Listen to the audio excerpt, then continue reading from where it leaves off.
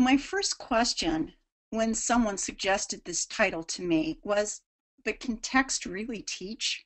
Isn't it a teacher that teaches? Well, then I thought about it and I realized as adults, we use text to learn all the time. I've just learned about the real Sarah Grimke, one of the principal characters in Sue Monk Kidd's new book, The Invention of Wings, through sources on the internet. I've learned to make what I thought was the perfect German chocolate cake topping from researching cookbooks. These illustrations show something about the role of text in knowledge acquisition or teaching. And this teaching function of text is what's at the core of the Common Core State Standards. But today what I want to suggest is that text can have another teaching function, especially for beginning readers, struggling readers, and English language learners. This teaching function is to uncover or make visible the ways in which words work in English. Some texts make the critical systems of written language more accessible. It's more regular. Kids are getting more consistent data than other texts. Now, before I go any further, I want to underscore 2 points, lest I be misunderstood. The first is that the teaching function that I'm suggesting is not strictly of the decoding system. The consistent and common patterns of written English are part of the information that readers need to get, a very important part. But I'm not suggesting decodable texts in which pigs in wigs dig and eat figs are the prototype of texts that teach. There are other systems in English that are equally as important. The core vocabulary, for example, that comprises most of the text that we read. And also the morphological systems of English and critical new rare words. Another potential misperception that I'd like to halt at the get-go is that I'm suggesting that only texts teach. Teachers are obviously the most critical element in a kid's development of proficient reading.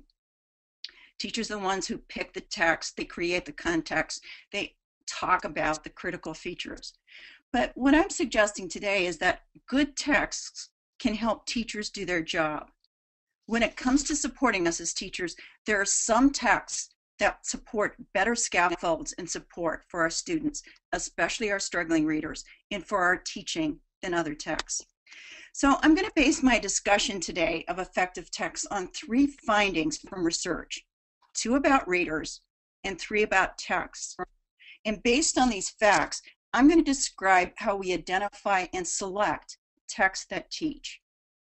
So the first reader fact you can see here, proficient reading results from substantial amounts of reading. Now that makes good sense, doesn't it?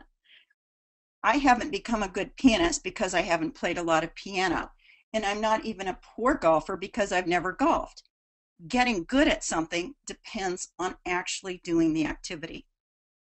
But sometimes in our classrooms we forget this fact. During Reading First, in many school systems, we doubled the amount of time spent on reading instruction, while at the same time increasing only minimally the amount of time students are reading. In fact, in some classrooms, of the 1,200 hours kids spend with us each year, only about 2% of their time is actually with them being responsible for reading text. Now let's look at these 3 students, Abby, Alice, and Alex. They're all in the same school but in different classrooms. And in one classroom, Alice reads, I think it might be Alex. Alex reads 7 minutes per day, Alice reads 11, and Abby reads about 15 minutes. And let's just assume that they're reading at the same rate. After 1 day of school, if every penny in the jar represents 500 words of reading, things don't look that much different. But they start to look a little different after a week of school, after a month, and definitely after a year. And this is not a great deal of reading, right? It's only about 15 minutes of school. That's about 4% of the time our kids are in school. But what's really important about these differences differences are these quarters that you're seeing in front of the vases. Each quarter represents 500 rare or unique words that students have encountered through their reading. These are words that they probably didn't know how to read before. Now, they probably encountered a lot more, but these were the ones that they actually learned. Now, I'm not suggesting vocabulary only occurs through incidental or extensive reading, but that really does help. Now, we're starting to see a difference here. And what happens if we stack these quarters up? What if we look at the new words learned over 5 years of school, over grades 4, 5, 6, 7, and 8, a really critical time? And from data that we have around the Common Core, that's actually the point in time where kids seem to stagnate the most. The differences you can see in vocabulary are great. Now, I want to point out that these data aren't hypothetical. The National Assessment of Educational Progress, which is given every several years to a representative sample of students in every state, did a special study in which students estimated how much they read. Now, that's not the most reliable form of assessment, but it actually turned out that these self-reports correlated highly with students' performances on the silent reading comprehension test. Yes, amount of reading matters. That's the first reader fact. The second one is going to surprise us because this fact says that the majority of American students can recognize most of the words in a grade level text eventually. And I put the dots there because eventually it can take them a long time. I often hear teachers describe, for example, sixth graders. They'll say they're reading on a first grade or second grade level. Now, as I'm going to show you in a minute, it's hard to know exactly what that means because of the way in which we assess grade level reading right now. But many of us view our students as not being very accurate. In fact, the first line of interventions in RTI are typically interventions that work on word recognition. But this study, another one that was done as a special study of the National Assessment of Educational Progress, there were actually two studies reported here that were done a decade apart. And people around the National Assessment were asking, if we have all these students, remember on this previous slide here, about 65% of the students who aren't attaining proficient status on the NAEP, is it because they're not very accurate? And what the study showed was that's actually not the case. Even up to 90%, and on programs like Reading Recovery, 90% is considered an appropriate level.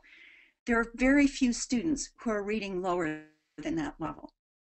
And if we think that 95% is a typical instructional level, even that indicates only about 7%. Now, that's a lot of students, but it's not all of the students who are struggling as readers.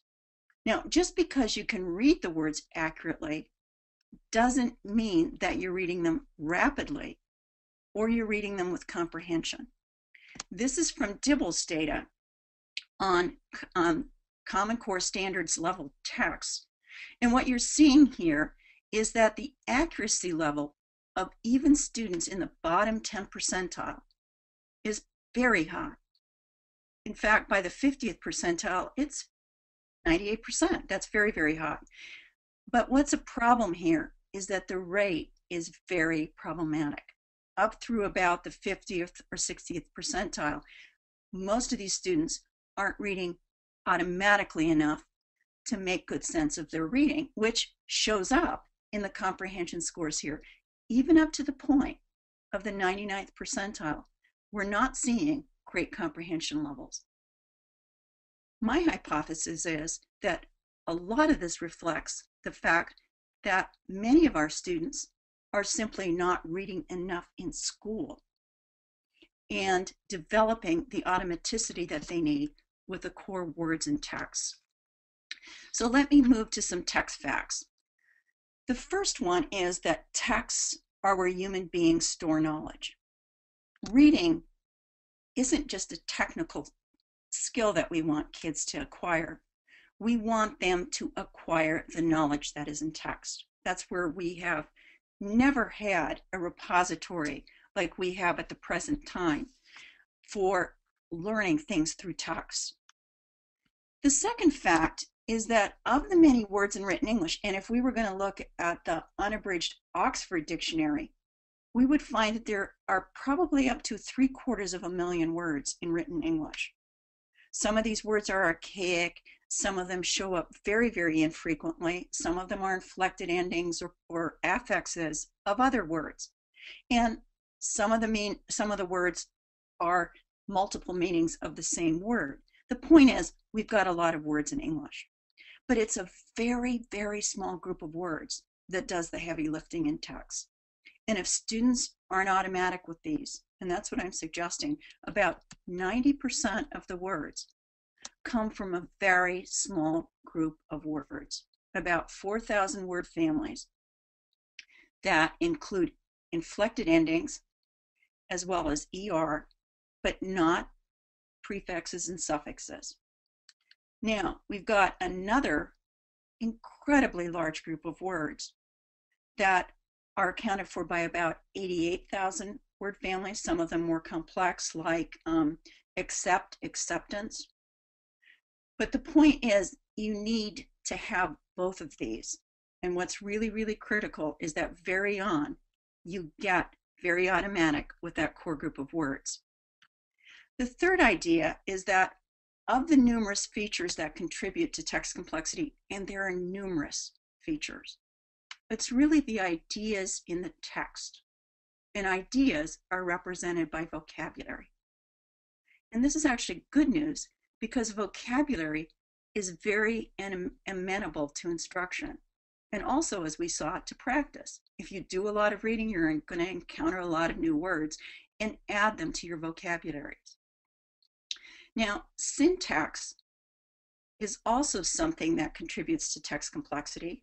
I mean, if we have a sentence that just goes on and on and on, if you think of someone like Faulkner, that creates complexity, but it's not as predictive of comprehension as vocabulary, nor is it amenable to reading instruction as it is in vocabulary. It's amenable to writing instruction, and that can have a carryover to reading comprehension, but syntax in itself isn't as easy to measure. Excuse me, it is easy to measure, but it's not as predictive of vocabulary. Now, I'm going to use these reader and text facts to describe some basic principles for text for challenged readers. So when I'm looking at a set of text as a teacher, educator, teacher, and researcher, and I look at a lot of text, the first thing I ask is, do these texts have engaging and enduring content? Are the texts worth my students' time? And I ask those questions even with really young readers, especially with young readers. Why? Because young readers who haven't had a lot of literacy or text experiences in their community environments need to understand what a rich trove of information can be gotten through text. So that's my selection criteria number one. My second, actually there are two criteria here that I've collapsed into one. I want an ample number of text. And I'm going to, as I've been working on this presentation, I realized that in the first draft of it, I hadn't emphasized the ample number of text sufficiently. And I'm going to come back to that. But we want an ample opportunity to build automaticity with the 4,000 most frequent words. I want to be certain that I do some scaling up of that 4,000 most frequent vocabulary and add other words from that huge purple zone, that 10% zone, increasingly as I move up, but not to the point initially where it distracts my readers from developing automaticity with what's really going to be at the core of the text that they read. Keep remembering, I've done analysis in this 4,000 words accounts for 90% of all of the exemplars in Appendix B of the Common Core State Standards. This is a very powerful group of words. So in talking about ample text, I don't want just a text a week that we review and review and read repeatedly. Research is really becoming even more clear that it is extensive reading, not simply repeated reading, that makes a real big difference. So you want to see these ideas, you want to see these words in a number of different texts.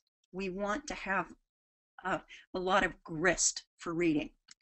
The third principle is, and I've suggested this already, but I want the text to become progressively more complex because of the knowledge, the vocabulary in them, not simply sentence strength, sentence length.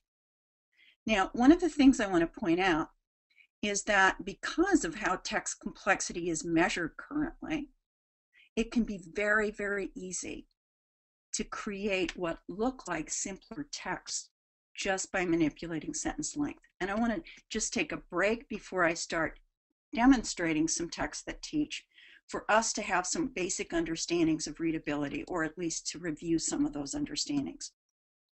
So here's the staircase of text complexity that was introduced in Appendix A of the Common Core, but then has been supplemented with the first supplement to the Common Core by the writers at Achieve the Core.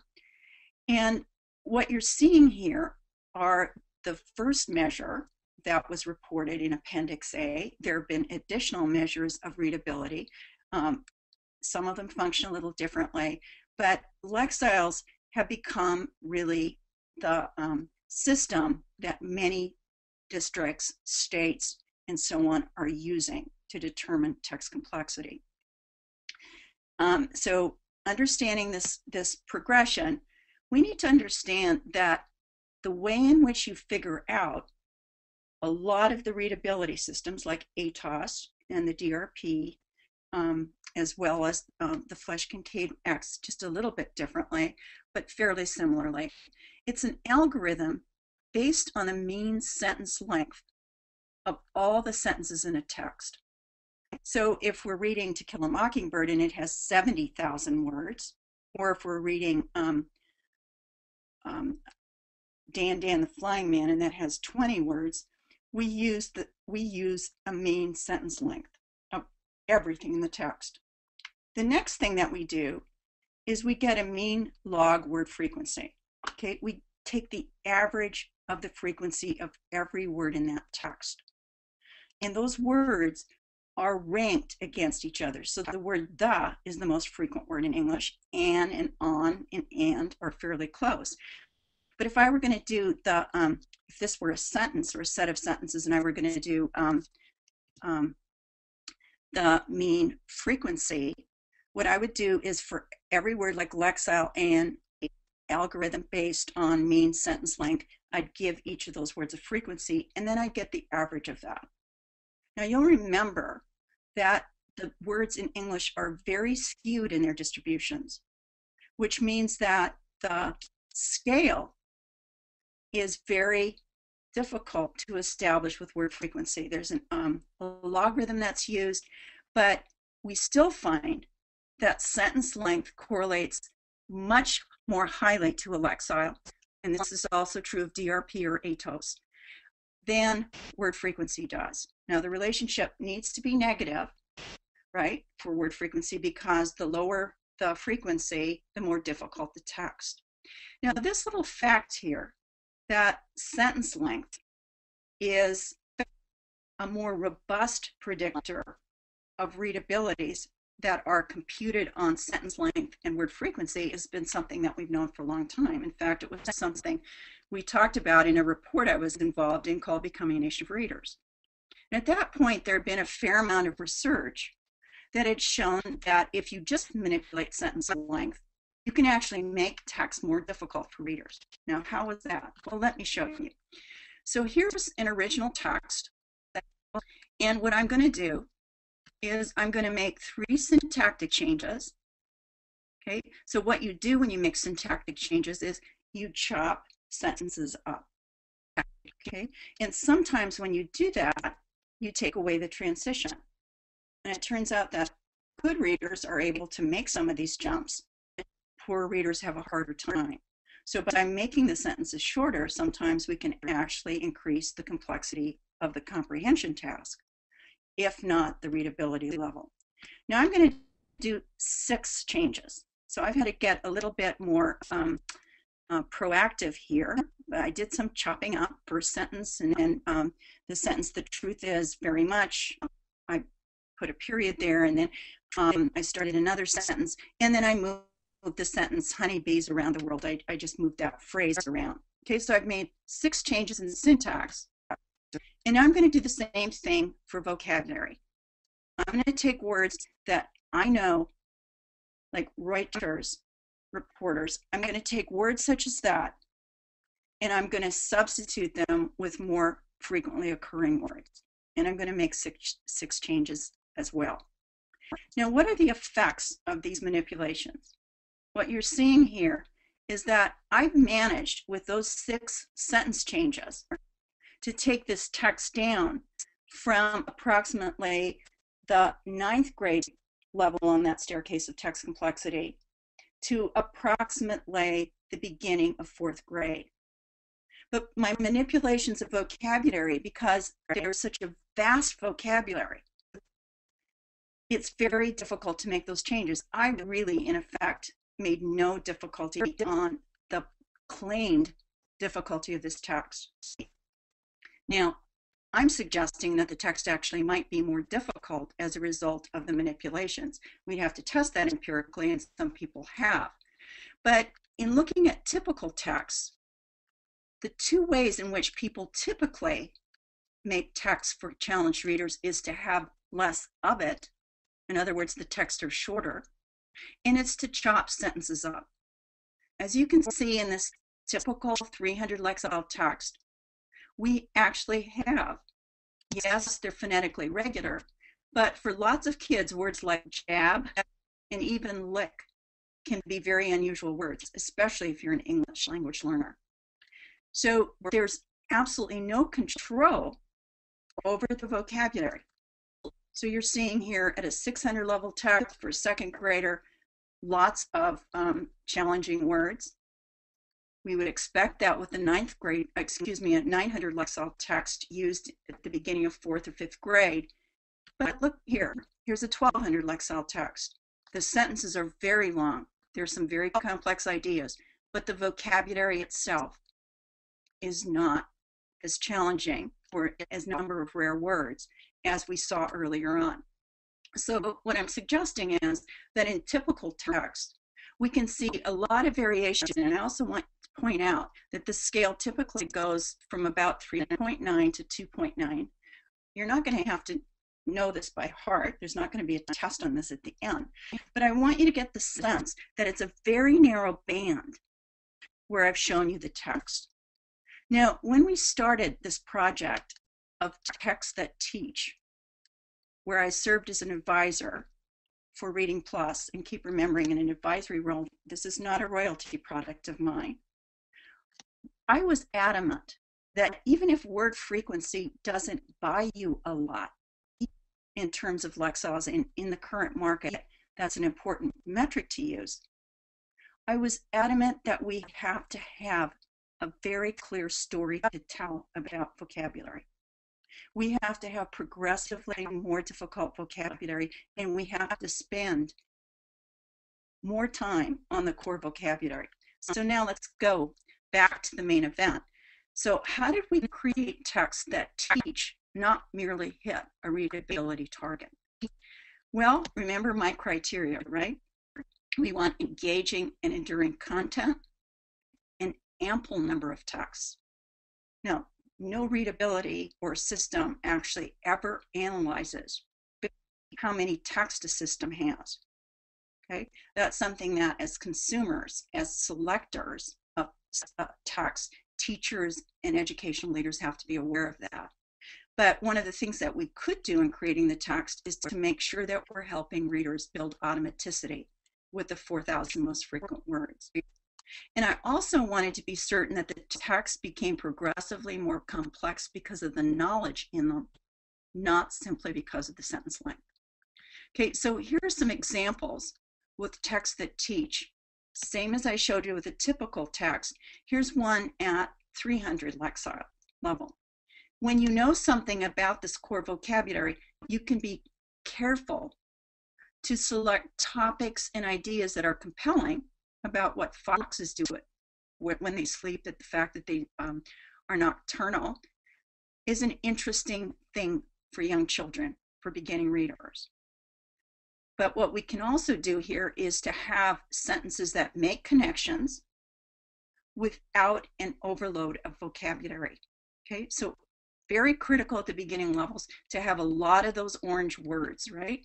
Or the gold words. And those are the words that fit into those 4,000 simple word families. You see here at 600 Lexiles, this is just a portion of this text, and I can assure you that there are some purple words in this text. But what I'm trying to show you here is that you can write some very compelling content if you have a grasp and a system of analyzing, which is part of my word zone profiles. When you have that information, you can actually create texts that teach students valuable information while giving them opportunities with phonetically regular words like sea and sand and rocks and fish and tail. And at the same time, giving them experiences with very core content, core vocabulary like through and water, but with interesting content. Okay, we can continue that where we can take really interesting ideas about sports equipment, sports medicine, and we begin to add some challenging words. And one of the things is, once those words start appearing, we don't use them gratuitously. By that I mean, if it's an important word to the concept, in the next paragraph, you should see the words goggle and helmet. Okay, now, by the time we get to 1200 Lexiles, we would expect that there would be lots of challenging vocabulary. And we would expect that those interim steps, 1000, 1100, would be building up to this more challenging text, and then it would continue as we move to college and career ready. So what I'm suggesting here is, if you look on the right-hand side, we have achieved, and we might want, for example, and I've only shown you a single text, and that's not quite fair for either typical text or text that teach to just focus on single text, but I'm trying to make a point here that we would hope that the 900 level text might dip a little lower, have a few more infrequent words. But what you're seeing here is, yes, we've increased that progression. The sentences get longer, the ideas are getting longer, and usually when ideas get harder or more complex, we use more complex sentences, but we haven't done that by simply manipulating the sentence length. We've also steadily increased the challenge of the ideas in the vocabulary. Now I want to show you another set of these texts that teach, because the point that I want to make is that it's not just about a single text a week and going over that text over and over again. It's having a large amount of text. One of the greatest problems students have currently in the United States, those students that aren't making proficient on the National Assessment of Educational Progress, one of their biggest challenges is that they aren't reading for extended periods of time, something that we call stamina. So what I've pulled out here are about 100 words of texts that progressively get longer. Okay, so across the Reading Plus levels, another thing that we're teaching is to increase your ability to read for longer periods of time. And one of the things I want to point here is, keep remembering that in a system where the computer rates every word, you actually get penalized for repeating words like hikers, hikers, and hiking, and a word like shortcut, which we hope we'll see later on in the text. But we think that that's important to develop a sense of the morphological systems in words. So we've actually ensured that there's some repetition of these morphological patterns of words. Now, often in stories, you can have less rigorous vocabulary, and I can assure you that there is some rigorous vocabulary here, but I'm going to be showing you in a minute how this text relates to the progression in stamina. So we want some stories. They interest students. They also teach us a lot about human relations. Okay, but here's an example where we can actually write an interesting story without a big glut of hard words. And if you'll remember back to that Elm Street Clubhouse text, Lemonade for Sale, there were lots of complex texts, hard vocabulary words at a point where kids are really needing to develop proficiency with the core vocabulary. Okay, as we move on, we're seeing some additional, here again, outfield, outfielder, where we're giving students some opportunity to see different forms of a word. Okay, and even though we might not have a lot of difficult words here, the concepts are getting difficult. Okay, just because the words are in the 4,000 doesn't mean that they have meanings that aren't challenging. Words like escape and violence. And again, you're seeing violent and violence. So we have different forms of particular words. These are really critical concepts. And then finally, this is the final level that I'm going to show you. We're seeing that we keep increasing this challenging vocabulary, but we still keep in the elementary grades a real emphasis on repetition of words, like here, versions and version. And we want to really keep emphasizing that core vocabulary. So one of the points that I wanted to make here is that the word count is another important aspect of these texts that teach. What I was giving you is a snippet from each of these texts, and as well as a progression in difficulty of sentences and vocabulary. We're also asking kids to read more. So we're keeping up similar levels of comprehension, but with more and more text and more complex content. So what's been taught? If we had just even had the texts that I showed today from the texts that teach, we've learned about the oldest found human being on the planet. We've learned about some legends. We've learned some stories about families. We've learned about some athletes like Roberto Clemente and how they make goals. So we've been acquiring knowledge, and keep remembering that the biggest predictor is vocabulary of how students read. So that relationship is about 0.97. And what you know is predicted by your vocabulary, or your vocabulary predicts knowledge. And to read passages, those who know some things about the world actually do better than people who don't have a lot of background knowledge. So one of the things that we're needing to do in a reading program is really emphasize the development of background knowledge. We also, David Pearson uses the term knowledge begets knowledge. Okay, so those who know actually learn more when they're encountering a new topic. We've also had opportunities. So if you think of those 6,000 words in a text, or 600 words, and you think of 10 of those over a period of time, which is where I got my 6,000, think of how many opportunities you've had to encounter the core vocabulary. But you've also been introduced to vocabulary that matters in a systematic way that hasn't asked you to encounter 10 new words per 100, but about 3 to 4 or 2 to 3. Okay, so you're actually getting opportunities to use context, seeing those words repeatedly, and also knowing about their morphological extensions. Morphological extensions are the biggest way in which you acquire an extended vocabulary once you hit 4th grade. And finally, the texts have been created so that you have an ability to increasingly read more text independently in a single session. And I would argue that this opportunity to read more and to read more over a period of time and to actually be aware of how much you're reading in session to session to session is one of the most critical aspects that we haven't attended to in our reading programs. Often with challenged readers, we're just trying to get them to be faster, better at word recognition.